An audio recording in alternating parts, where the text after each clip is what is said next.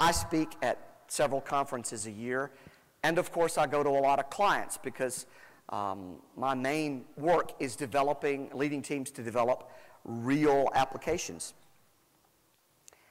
And I get asked the same question over and over again. It comes in various forms. People will say, I'm thinking of doing X, and I need to kind of help choose the right technology, usually UI technology, because that's the space I'm in. And they're obviously anxious about it.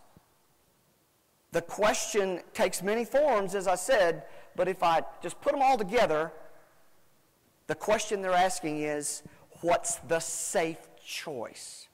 I'm about to invest a lot of money in this system. How do I know that I'm spending the money effectively? Because that can be job affecting if you don't.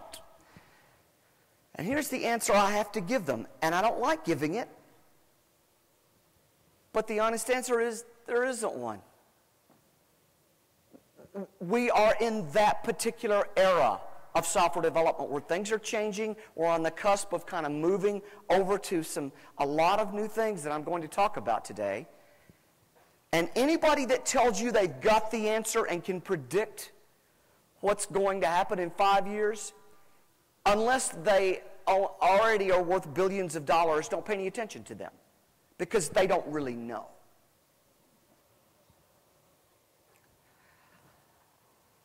Now, there is some obvious advice that we can give you if we've been in the industry for a while. In a time of this kind of uncertainty, if you haven't already gotten your tiered architecture right, yes, you should do that. And it astonishes me how many companies have not. There's still too much logic in the UI. They still haven't moved to a good service architecture. In times of uncertainty when the technology is changing, the more you can have on that back-end server or cloud-based, if that's where your business logic is, the safer you're going to be. And to do that, you ideally like to use some technology that will easily move to the cloud at some point if you're not already there. Microsoft.NET being one of the obvious candidates for that. So that's obvious advice, and you all ought to do it, and that's really boring. But like it or not, you got a lot more problems to solve than that.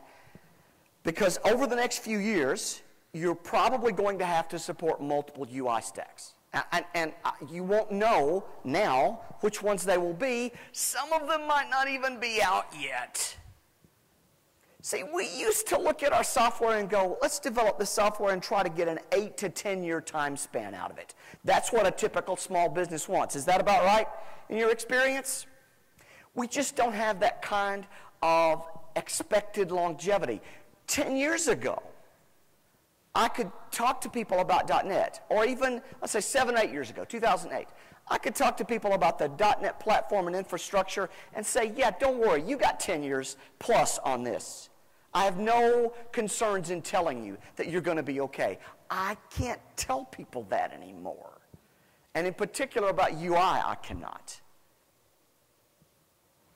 So that means if you put things back on the server, that means that you're going to be a lot better off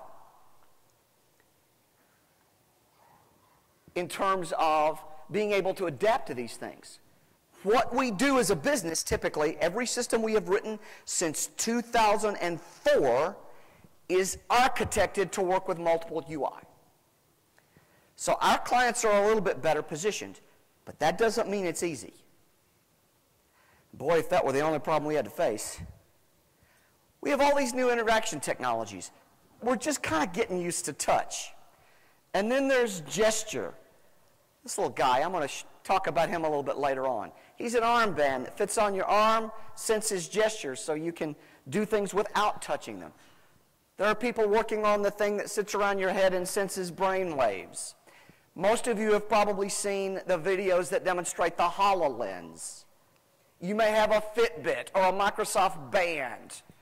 So we're gathering all kinds of data with wearable computing. And we're looking at needing to move from servers to the cloud because we can scale so much better and it's reliable and we don't have to back it up. And for a lot of businesses, that's finally starting to become a viable alternative. And that means that we have enormous uncertainty in everything we do. And the problem is our brains hate uncertainty. I was reading this book earlier this year and a quote jumped out at me. People will go to great lengths to get rid of the anxiety produced by uncertainty. From making premature decisions to forcing bad outcomes just to escape the uncertainty, to numbing their numbing their anxiety with mind-altering substances. Did you guys do some of that last night?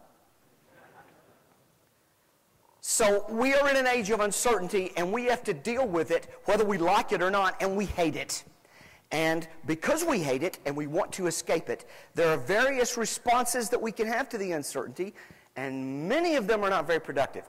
Here are the 4 major responses. You can deny that the uncertainty is really there. You can recognize it and panic over it. You can realize it's there and just kind of hunker down and endure it. Or you can embrace it. Let's go down that list and see what we've got. The uncertainty response of denial.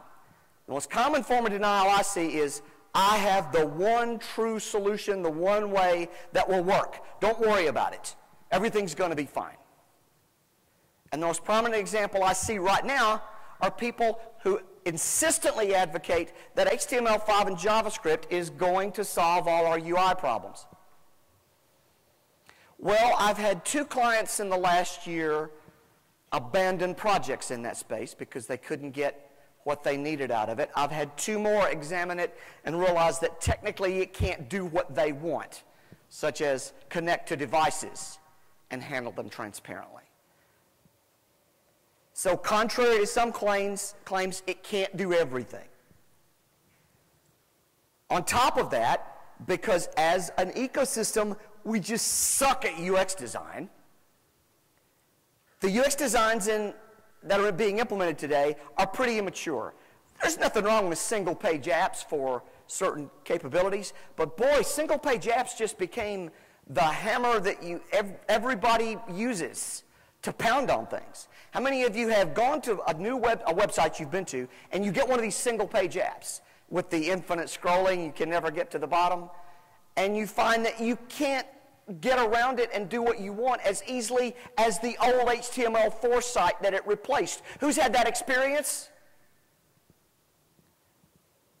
So that technology alone is not a solution, and the UX designs that are immature partially because it's so hard to do good UX there. And then there is the complexity. The enormous amount of stuff you have to learn to make this all work, and it's constantly changing. I worry about that, and my mental model of it was actually formed several years back when I went to talk to an executive about software development. I had lunch with him, and he said to me, you know, I go to these demos that Microsoft does, and they go through the latest whatever thing that they've got. And in 15 minutes, they've developed a complete thing that solves this big, enormous problem. You familiar with that demo? Did they do one yesterday? Oh, gosh. John, are you here? No, he's gone. Good. Because the problem with that is it's hiding something. And I explained to this guy, yes, I know, they have to package the demo in 15 minutes. But that is obscuring the fact that things get worse every year. The gap between how easy they make it look and how hard it really is to do is worse every year. Now, I look at this and this isn't sustainable. The amount of complexity, and I know they're trying. They're trying to bring the libraries down. But they're like mushrooms, man. They just keep proliferating. I have trouble with that word. I should not put that in presentations anymore. Proliferating. Everybody has a trouble with some word, right? This may be the statement of the century for multiple issues in our society. What cannot go on forever will stop. Well, I don't think this can go on forever, and so we've got to figure out what the stopping point looks like, because this is just a small sampling of all the stuff you have to do.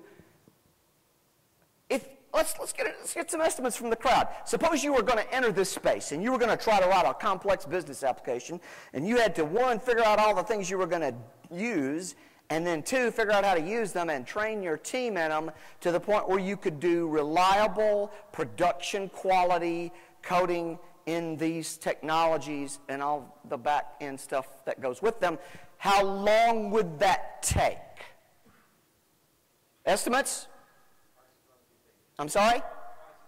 Twice as long as you think. That's probably true, but how long do you think? 3 months? 6? 2 years? Yeah. And here's the problem. If it takes longer than 6 months, they've changed it. What you learned is obsolete. Now, that doesn't mean this doesn't have utility, because it does. There are places where this works pretty well. But one of the questions you have to ask yourself when you enter this world, okay, am I in the right space? Can I count on it for the time span I want?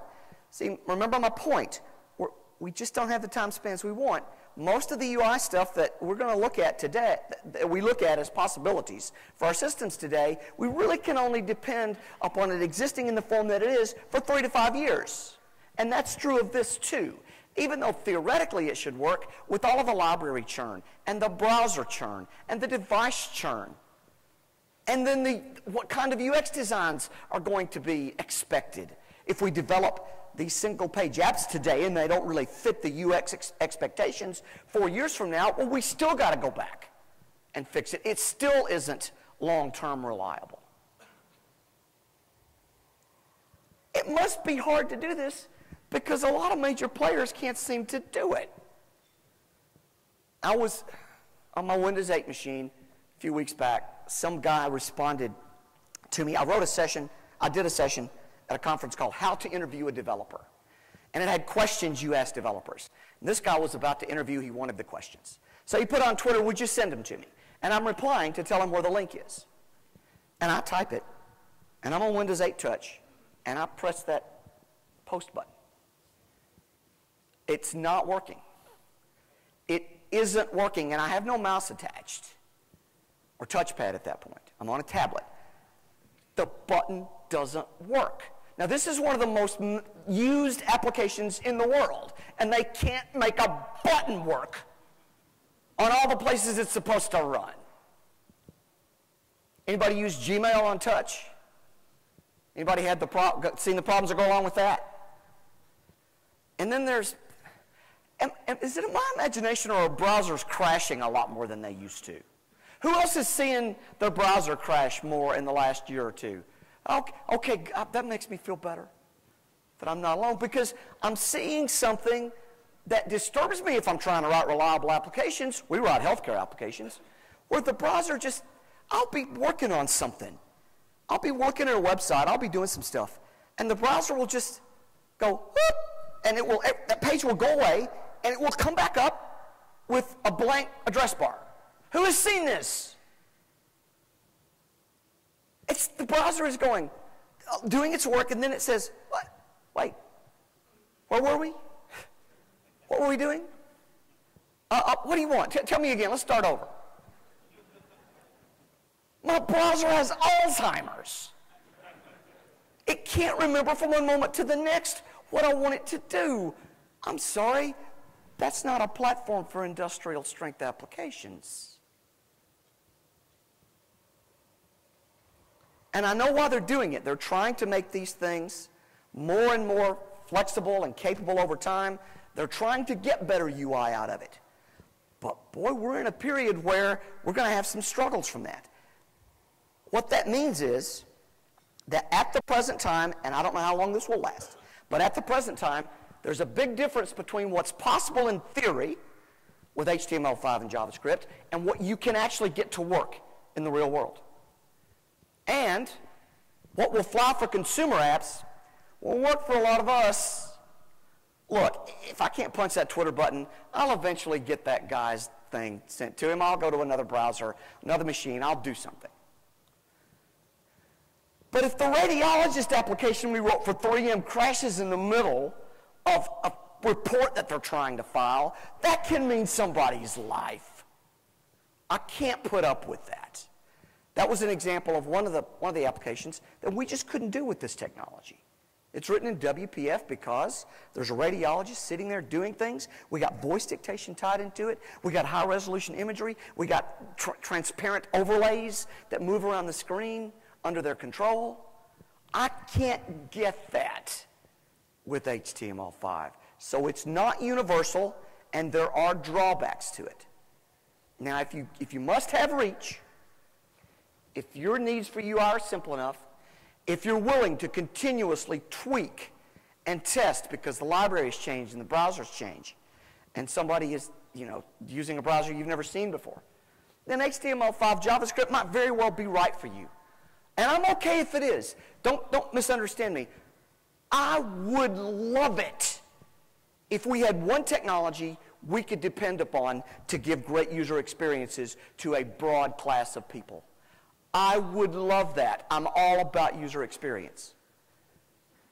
But a lot of the people that are telling you that this is the way, the truth, and the light, that this is the way we're going to do applications, apparently don't do anything as sophisticated in user experience as our team, because they would know some of the limitations that I've talked about.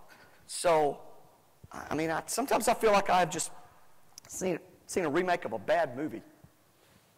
Remember the 90s? How many of you were around in the 90s when we were all going to be programming in Java? From one end of the stack to the other. Who remembers that? Yeah, it didn't turn out like that, did it? So, now let's talk about the second uncertainty response. Panic. And here's the poster child. All right. I don't know what you personally think about Windows 8, but can we all agree that it was a huge failure in the market?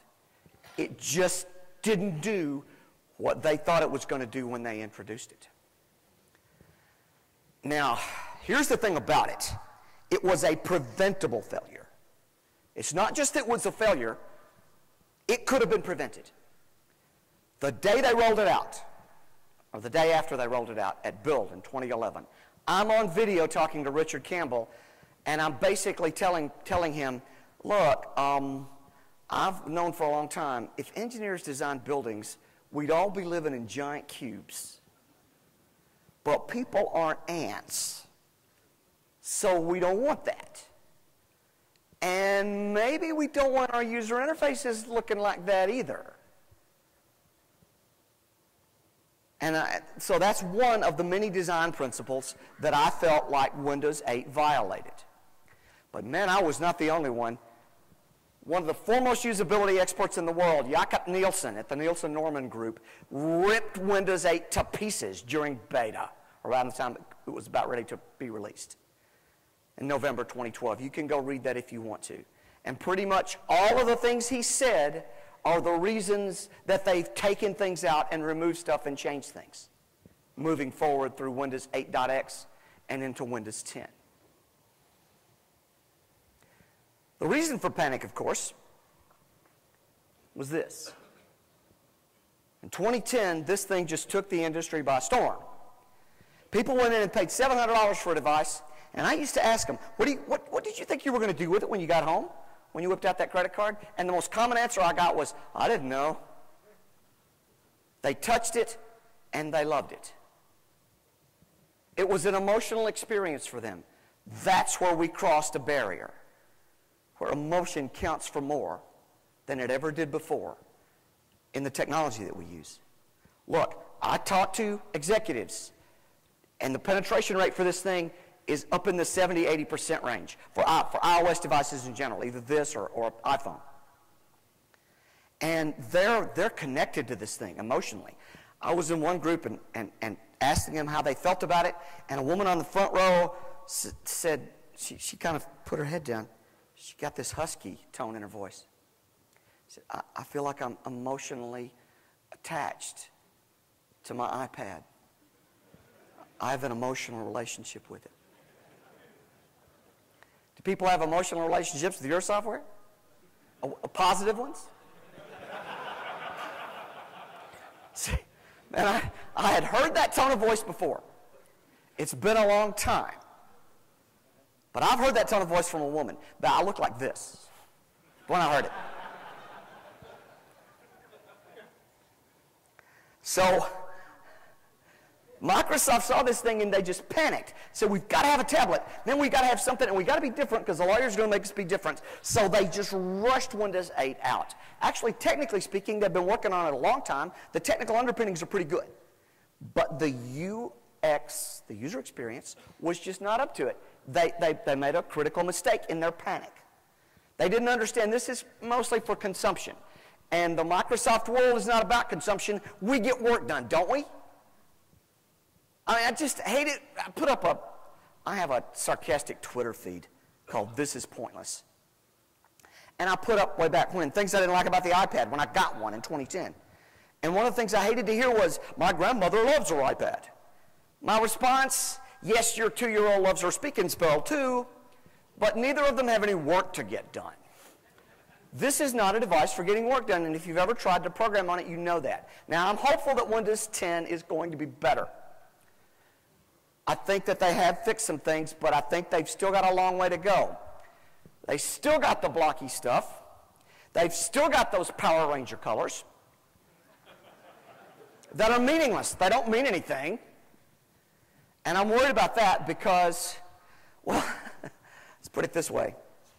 I was in a session 2012 at Build when a Microsoft person on the design team was talking about Windows 8. They were so proud of it, too. Did you know that? It just, what did it do to their ego to see it crash and burn? Because they were so proud. This probably late 20s woman stood up there and said, Windows 8 colors are rich, saturated, and vibrant. And I've still got the note page. The note I wrote at the time was, yeah, so is an Elvis painting on velvet. That doesn't mean it's a good idea. Another panic response came from Avon Canada. Look at this. This was last year. 2013, I'm sorry, a little over a year ago, 2013. Avon pulls the plug on a $125 million SAP project. What happened was they developed it in a hurry. They were panicked. They were obviously panicked. And they rolled it out without really understanding what it would do. And they were losing reps by the scad because it was so hard to use. Now, I'd like to think that most of the businesses that you work for are probably not going to panic. But do we have anybody for which there was a panic response that you're almost ashamed of now? Anybody willing to? Okay, good. This is a rash. See, you're smarter than the Windows 8 team at Microsoft and the Avon team. You didn't panic. But then the next response is to endure. Just kind of hope that it's going to work out all right. Well, I'm not fond of that response. I do understand why people do it. Our culture kind of encourages us to take a tunnel vision view of things. I'll tell you a true story. This is yesterday. I swear to you this happened. The elevator at Bally's going up in my tower. So I am standing there and waiting for the elevator doors to open, and there's a guy in front of me. And he's wearing a hoodie, and he's got turquoise tennis shoes. Now, this isn't him, but this is exactly what he looked like. The only difference here is that he's buried in this. He's standing at the elevator door, he's buried in this. And then the elevator door opens, and it's full of people with luggage because they're getting ready to check out. And he doesn't even see them. He walks into the elevator and stands in front of them still. And now they can't get out. He's clueless. He doesn't know what's going on. And then he looks up and, and he kind of wedges his way through between the luggage to get to the back. You know, unfortunately, that's just the world we live in. people kind of focus in on the thing that makes them feel comfortable, and they don't really see the bigger picture until they're forced to. And you guys tend to do that in a different way. I've talked about this for years. You probably got in this business to write code. You like writing code. You get a visceral thrill from writing code in many cases, in most cases. So your endure response is to say, man, I got work to do. I got code to write. Well, I understand that, but you need to see the bigger picture.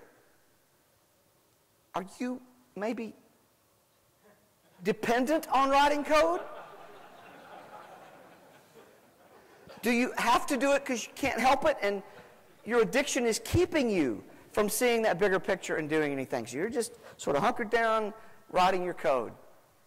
I came up with this years ago as a metaphor, and it seems to strike a chord. If you've ever stood up from doing 200 lines of really great code and this shiver goes through your body, ugh, man, that was some good code. See, that's the signs of an addiction, and you need to be aware of it because any addiction can get you in trouble if they funnel your life in a particular direction. Now, unfortunately, that's kind of hard to break out of because in the last 10 to 15 years, you had to write a lot of code. We've almost screened out the people who weren't code addicts. Our industry as a whole has put these people to the forefront so that they kind of run everything. They run our processes, for example. Agile as a methodology has many good points about it, but can we all agree it's pretty code-centric? It's all about getting code out, getting things done. Our clients use Agile a lot, and we do stand-up meetings and such. And I've sometimes felt when I was in a stand-up, it felt like a reverse AA meeting to me. Has your stand-up become like this? That basically, what did you do yesterday? Meaning, did you get enough drugs? Did you get your code supply was okay yesterday? What are you going to do today? You got your drugs lined up for today? Anything blocking you? Anything keeping you from getting more lines to feed your habit? And certain things become a ritual and we just fall into them, not understanding that they may not serve us going forward. Let me tell you, those mainframe guys had their rituals with waterfall, and where are they today?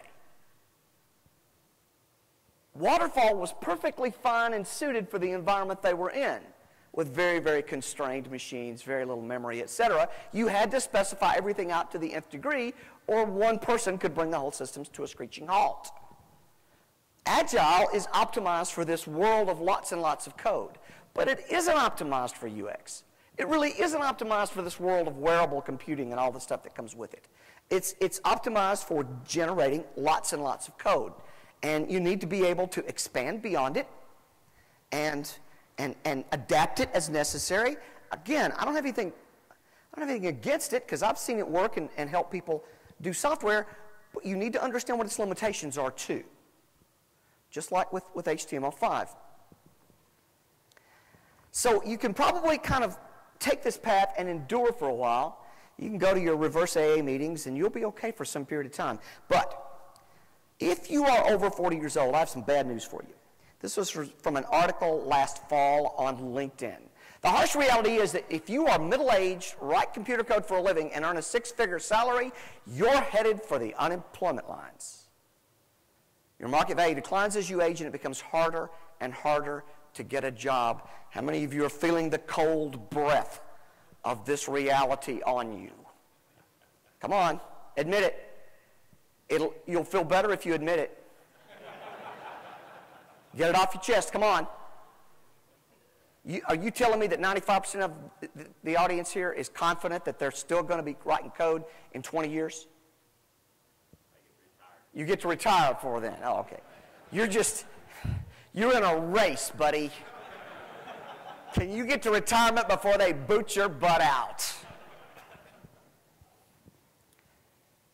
So, those are the various uncertainty responses that I don't think are optimal. Denial, panic, enduring.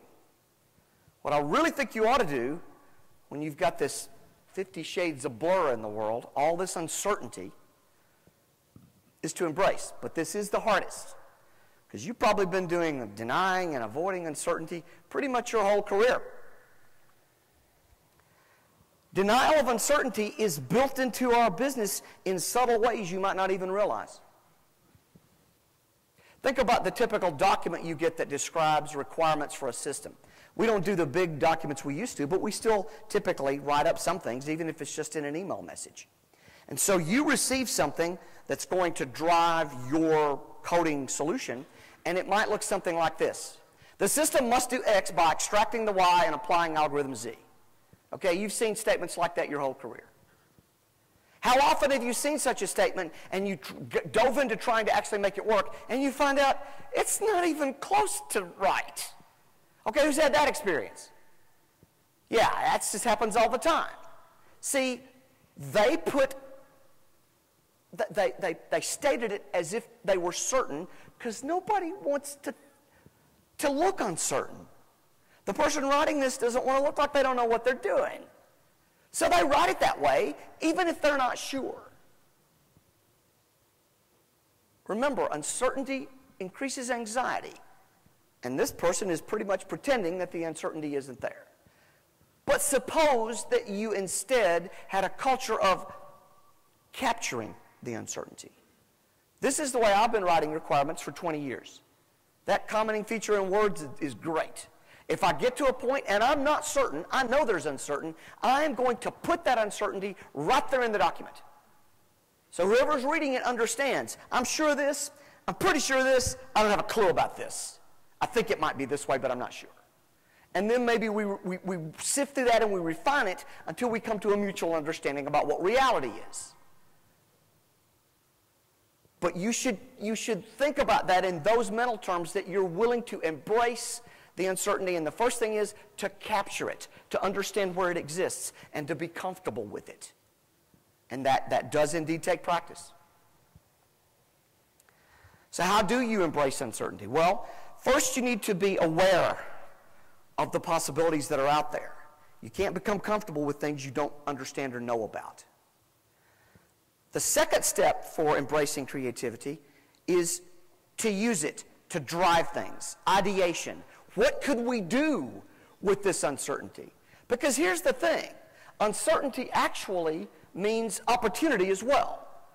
When things are kind of locked down and not certain, your ability to influence events is extremely limited. When things are uncertain and they could go any which way, your ability to influence events is much, much higher. Your value to your company can be thought of as depending mainly on your ability to influence outcomes. You want positive outcomes in the company. So the ability to influence outcomes should be something you embrace instead of something that you're worried about.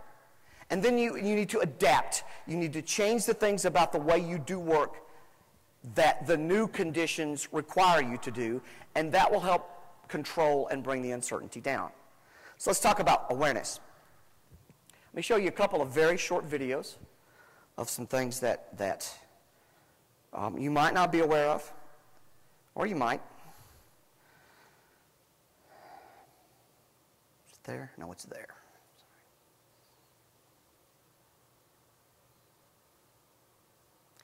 Well, I had it, honest. Where did I put it? Ah, there it is. All right, which direction do we need to go for the screen? That way? Good, good. So let me show you just about 60 seconds or so of this guy. This is one of those new wearable computing things. This is that Mile armband I showed you a few moments ago. Do we have some sound from the computer there? There we go, thank you.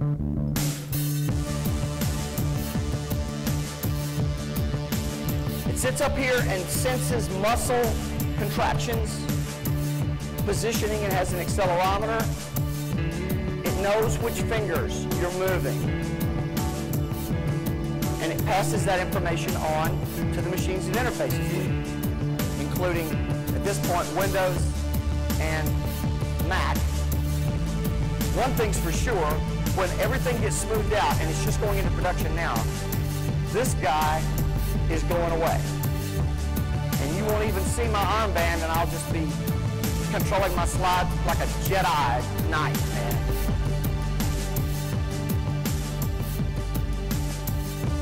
Okay, so that's the Mayo. Let's put that down. Now let's take a look at this. This is, if you've seen some of the HoloLens videos, this is in the same boat. This is from SAP, talking about using some wearable computing in business. Welcome. The time is 6:47 a.m. There are pick requests available. Begin.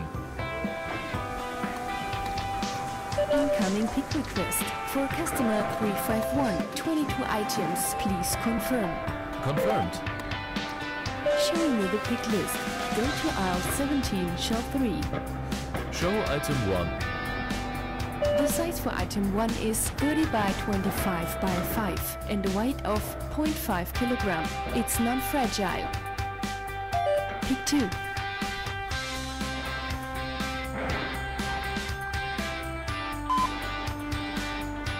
Two okay.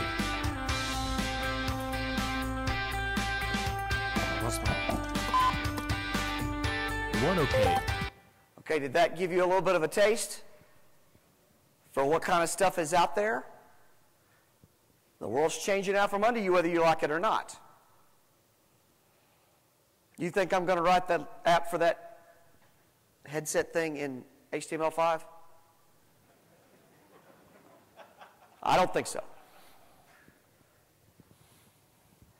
Get my slides back up.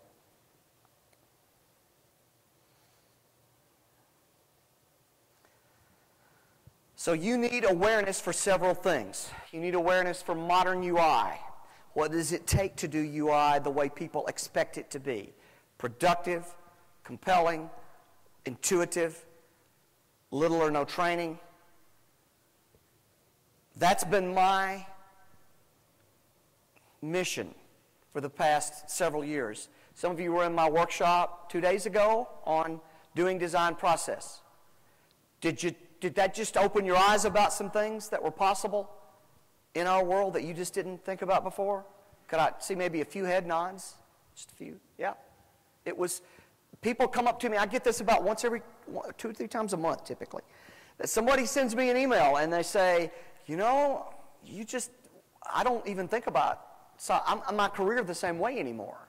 The sort of things I'm going to invest time in have completely changed because of the possibilities I saw for what we can do with user experience.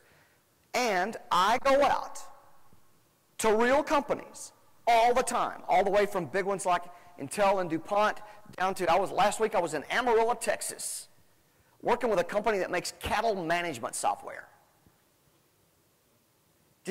You didn't know such a thing existed, did you? Of course not, but it does, and I taught them how to write modern UI for their next generation of cattle management packages. And they learned how to do it, and I've done it with people at a company in Minneapolis, transportation company, another one in Fort Smith, Arkansas. I've been all over the place teaching developers just like you to embrace user experience and understand the basic principles and processes that are needed to do it. You're scared of it. You're scared of it because it feels uncertain. You're uncertain as to whether you can do it. And I tell you, you must embrace the uncertainty and explore it and understand what you can do and can't. Everyone's ability to go into that world will vary. But if you can go into that world and succeed, you have the ability to influence outcomes on a scale you have never had in your organization before. And that will raise your profile and might make you a whole lot of money. So you need awareness for modern UI and what you can do. You need awareness for cloud computing. You need to understand what the cloud really means. You need awareness for the Internet of Things, what those wearable devices mean. For example, in modern UI, one of the things to be aware of is just what the range of users and devices is. You need to know if Hoodie Boy is one of your users, because he needs a certain kind of user interface, and if you create something and that he presses the button and it doesn't work, he'll probably just never go do that again. The fact that you fix it next week, he may never go back to it again, because he's just on his little blinkered path. You know, it used to be that we thought of all of our users as knowledge workers, and they were willing to invest a lot of time to learn stuff, and they had high cognitive capability, so they could figure stuff out. They could spackle over our mistakes. So what did we do for them? We gave them a big wall of data grids. We didn't really know how they were using that data, but boy, that was the easy way for us to get it in front of them, and we depended upon them to figure out how to use it. Let me tell you, Hoodie Boy ain't going to spend time figuring out how to use a data grid. If he comes to work for your company, you're in trouble, because the only thing he's ever seen in his career, in his life, iPod was his music player, right? First music player. He had a smartphone. First, he got a tablet. He didn't have a desktop. What's he gonna think when you put your wall of data grids in front of him? So understand that this is not the kind of user we have anymore. And modern user experience is astonishingly easy to get wrong. So easy, I see it all over the place. Microsoft did it wrong. Who remembers the Visual Studio 2012 toolbar that was so washed out it was useless and you couldn't use it? Hands, please. Yeah. That was a huge user experience blunder. If it makes you feel any better, I was there when they rolled it out to 200 MVPs. Those people were just hammered, but I sat there and didn't say a word, because I didn't have to. Everybody could see what was wrong with it. I was doing a demo 6 months in, and I hit the comment and uncomment button. A guy in the audience said, "I've been looking 6 months for that button." That's how bad it was. They misunderstood the design principles. They thought there's a design principle named figure ground. They thought they understood it. They thought they applied it. They didn't understand it. They applied it wrong. And then something happened to me a couple weeks ago. I'm booking a flight on American Airlines. You know, the big thing in web is responsive design. You've heard that term? That means everything kind of rearranges itself. Now, as a concept, that's a good concept, because, you know, you don't know what size it's going to be. We do responsive design in XAML all the time. You'll see some of that if you come to a session I'm doing tomorrow. So responsive design, dynamic layout's a good thing, but man, if you use it wrong, then it's a bad thing. So let me show you what happened. I've got a little spoofed up thing here. I'm going to show it to you. This is not the site, but this is kind of spoofed up to show you basically what it was all about. Is that I've got this website, and you can imagine I'm filling stuff out on it. I'm filling out my first name and my last name, my city, and all the stuff, blah, blah, blah. I'm filling a bunch of stuff out. And then there's terms and conditions down here at the bottom. Now, here's the story. See if I can get my thing over there. So here's the story. If you get down to the bottom, there's supposed to be two buttons there, and it's been that way a long time. There's a button to continue booking, and that's the one down in the corner. And then there's another button that says cancel and start over. But here's the deal. If you have not pressed the terms and conditions button yet, it looks like this. So here I'm just filling my stuff out, and I know the button is down there in the corner because the continue button has been there on the last 2 pages I was on. So I'm just continue, continue. And I fill all this out, and I just threw away everything I entered. And see, the guy doing it thought responsive design, the thing should disappear when it's not available. And, you know, we just move things around to compensate. No, don't put something bad where the thing that's good is supposed to be. The most irritating thing about phones to me, they're getting better at this, but especially when they first came out, is for autocorrect or various other things, I would go to select something, and as my finger is on the way, it changes underneath me. Who has experienced that one? Okay? This is frustrating stuff. Now, the thing about it is, I bowled through and got a flight. Mostly because from Amarillo, Texas to Nashville, I don't have that many possibilities. Southwest was sold out that day. But let me tell you, if Southwest hadn't been sold out and I got this, I would have been flying on Southwest. So, this guy just is costing American Airlines money every day. And they don't even know it, apparently. I mean, I figure if they knew it, they would fix it. But even major companies can get this stuff very, very wrong.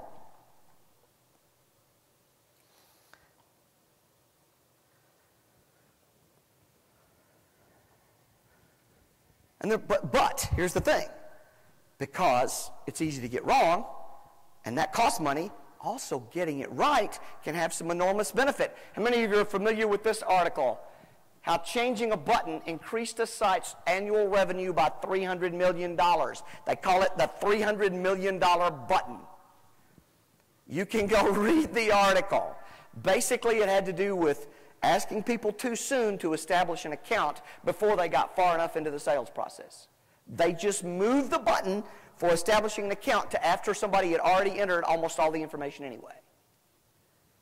And by metrics that they measured, the site's revenue started rising $1 million or so a day the day they rolled it out. All right? So that's the kind of impact you can have. But to do that, to really be effective at UI, the thing that guy at American Airlines really isn't doing is he's just kind of pouring it out there and following principles he doesn't understand, just like the Visual Studio 2012 people do. And there's a pervasive mindset that kind of lets people feel like they can get away with that. They're just doing their jobs. And I had this up in my workshop a couple of days ago. You need to get rid of your old habits and attitudes. You do not need to be thinking like this. And now you probably get a little bit of humor out of this. Some of you may have seen this cartoon already.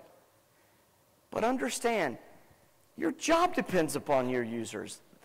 If they didn't exist, you wouldn't have a job. On Monday, I told the story of being a judge in a speaker competition at TechEd. And a guy stood up there talking about solid stuff. He was trying out for this competition to get a slot in the next conference. And he said, yes, well, you should use solid, because if you do it the old way, then you do this, and you get to the end, and the stupid users come back to you and say, no, I just chewed this guy out mercilessly during the evaluation period. I begged him not to call users stupid. It's not good for you to call users stupid, because number one, they aren't. They can do things you can't do. And they're the reasons that you have your job. So you need to get rid of your old habits. Also realize that as you get into this UX space, process won't save you, and process needs to adapt. We talked about that just a few minutes ago. Especially if the process is highly code-centric now, then you need to be prepared to change it as necessary. The way I think about it is this. Agile is okay, but for uncertainty, whoops, I misspelled uncertainty, didn't I? For uncertainty, complexity, and rapid change, Agile treats the symptoms, but it doesn't cure the disease. And you need to look for things that kind of go underneath and cure the underlying problems, rather than just spackling over the change by spinning very, very fast, which Agile does very well. But spinning very fast and fixing things as they come up, while it's got value in software development, isn't the solution for everything. In particular, in user experience, sometimes you have to go back and design. And Agile people sometimes, you want big design up front. No, but I do want some design up front. So as an organization, as a team, what is your user experience design process? Do you even have one? We spend a comparatively short period of time in user experience design on our end-to-end projects, less than 10%. And we're pretty sure that saves us, by eliminating false starts and getting better results, it saves us more money than we put into it. And no, we're not going to spend 6 months analyzing and doing stuff. No, we're going to spend more like 3 or 4 weeks. but the payback on that can be pretty enormous. I find, though, that the typical team does not have a design process at all. About awareness of the cloud. Well, it isn't just a big database in the sky. See, we saw this with some of the IBM mainframe people. They thought of a PC as kind of a 3270 terminal that did word processing. Well, where are they today? You don't need to think of the cloud as a big database in the sky. So, for example, how many of you know about Service Bus in Azure? A few. How many have never heard of Service Bus and don't even know what it is? Right. See, what it basically allows is messaging among devices all over the world. You can think of it as allowing remote events, which means if you have distributed systems where data is coming in from all over the place, remember this Internet of Things that we're talking about, how is that data moving around? How is the various things using the data know that it's time to go get fresh data? Well, this can be a critical part of your architecture to do that. And then there are engines that we can do in the cloud. Did you know when you use Siri, or I've got an Amazon Echo in my house, all the heavy lifting is being done up in the cloud. There's this box that sits in your network that uses cloud-based logic to do malware blocking. So that if it figures out something's malware at one place, it'll block it everywhere else. What a great idea. I can imagine cloud engines that generated targeted UI based on the device or the size or something. I think that's kind of in the future. But how about engines for business? Is data validation big enough that you could design and use a cloud-based engine to do it? If you're in medicine, how about drug interactions?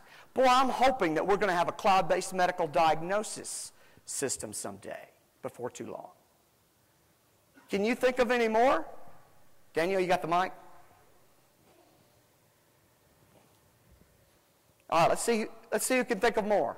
Something for your business. For the best one you come up with, I'll give you a prize. Anybody got one? Come on, ideation. What do you got? Interaction between cars on the road. Interaction between what? Cars on the road. Interaction between cars on the road. Oh, that's an interesting one. Others? You got any more? Clever ideas for cloud-based engines? State compliance requirements. Compliance requirements. For various industries. Yeah, you send all, and the rules and the laws are constantly changing. So if you could do that in the cloud, wouldn't that be great? Got any more? We'll take two more. One back there. Been easier. Social Security and Medicare fraud. Social Security and Medicare fraud. Well, that's an interesting possibility. One more, Danielle. We got whoever you can get to. I think that guy right there had his hand up first. What about artificial intelligences in manufacturing? Artificial intelligence in manufacturing. I'd need more detail on that, but. Like 3D printing and stuff like that. Yeah, as an engine to find and print the things that you need. Right. All right, so as an audience, which of those did you like? What was the first one? Yeah, cars on the road, and then second one? Legal requirements, yeah, compliance requirements. And the third one was? Social Security, all the stuff that goes with that. And then 3D printing. All right, let's vote as an audience. Who liked the first one best? Hands? Second one? Oh, that's not quite a third one. Fourth one. Okay, so who the first one? Here you go, buddy.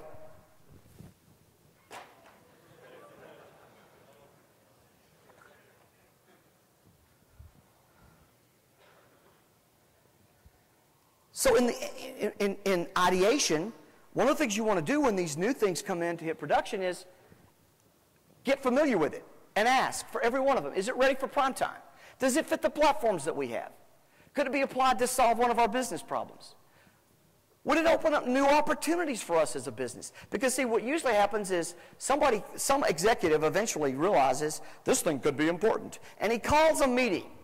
And a bunch of uninformed people sit around a conference table discussing it, and they don't know what they're talking about, but they're making decisions about stuff they don't understand.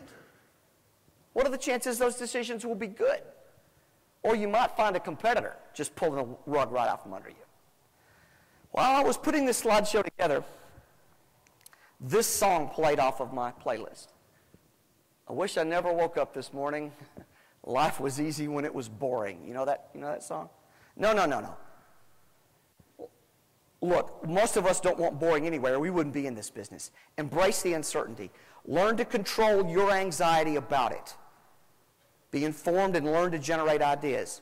Another technique, visualize good outcomes when you see uncertainty. Don't panic. Don't get anxious. Think, this might turn out okay. What could I do to make it do that? What could I do to help it turn out okay? And add to your toolbox, especially if you're in that group that LinkedIn was talking about. An understanding of business and management and financial possibilities will help your idea generation. Learn to facilitate meetings for brainstorming. Learn design principles and design process. I've got a session tomorrow on design principles. So I hope that this has kind of given you some